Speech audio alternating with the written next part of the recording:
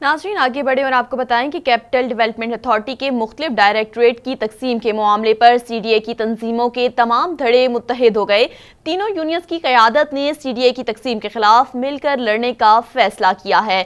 C D A labour union کے زیر اہتمام جلسے کا انعقاد کیا گیا، جس میں آفیسر یونین اور امپلائیز یونین کی قیادت نے بھی شرکت کی۔ اس موقع پر خطاب کرتے ہوئے لیبر یونین کے جنرل سیکرٹری امان اللہ خان نے کہا کہ سی ڈی اے کی تقسیم کو روکنے کے لیے ہر حد تک جائیں گے۔ پہلے مرحلے میں احتجاج کا طریقہ کار اختیار کیا جائے گا۔ اگر حکومتی سطح پر مذاکرات نہ ہوئے تو عدالت کا دروازہ بھی کھٹکایا جائے گا۔ اس موقع پر آفیسر یونین کی قیادت نے بھی یقین دہانی کروائی کہ آفیسر یونین ادارے کو بچانے کے لیے دیگر تنظیموں کے شانہ بشانہ کھڑی ہے۔